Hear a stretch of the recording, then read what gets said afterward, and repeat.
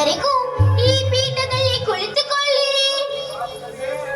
ನಿನ್ನಲ್ಲಿ ಒಂದು ಮಾತಿದೆ ಸತ್ಯ, ಕಾಣ್ಣವರಿಗೂ ನಮಗೂ ಇದ್ದವು ಸಂಘಟಿಸುತ್ತವೆ.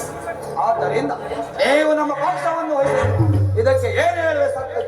ಗುರುರಾಜ, ಇದಕ್ಕೆ ನಾನೀಗ ಉತ್ತರವನ್ನು ಕೊಡಲು ಸಾಧ್ಯವಿಲ್ಲ. ನಾವು ಶ್ರೀಕೃಷ್ಣ ಪರಮಾತ್ಮನ ಅಧೀನರು.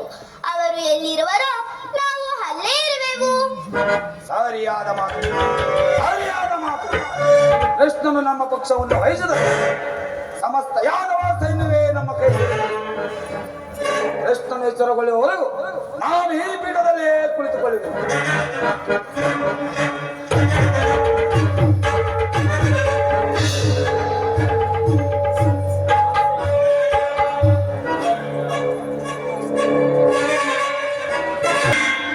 ರಾಜಾದಿರಾಜನಾದ ಈ ದುರ್ಯೋಧನರು ಈ ಗೋಪಾಲಕರ ಪದದಡಿಯಲ್ಲಿ ಇದು ಅಸಂಭವ, ಅಪಮಾನ.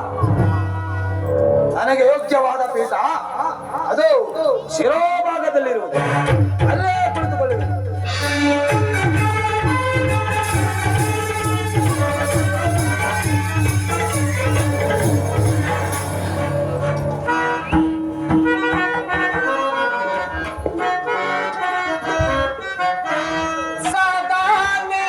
ಸಾರವನ್ನು ತಿಳಿದ ಬಳಿಕವೇ ನಾನು ಹೊರಟಿದ್ದೆ.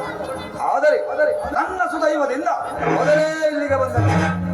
ಗುರು ಸನ್ನಿಧಿಗೂ ದೇವರ ಮಂದಿರ ಮೊದಲು ಹೋದರೇನು, ಕೊನೆಗೆ ಹೋದರೇನು, ಅವರವರ ಭಾವನಾ ರೂಪದ ಫಲವು ದೊರೆಯುವುದೇ ದುರ್ಯೋಧನ. ಹಾಗೆಂದು ಸುಮ್ಮನೆ ಕುಳಿತರೆ ಕಾರ್ಯವಾಗುವುದೇ ಧನಂಜಯ. ಎಂಥ ಸಮಯದಲ್ಲಿ ನಾವು ಕಾಲು ಕಡೆ ತಿರುಗಿದರಲ್ಲವೇ ಹಲವಾರು ಮಂದಿ ರಾಜರ ಸಹಾಯವು ದೊರಕುವುದು. ನಾ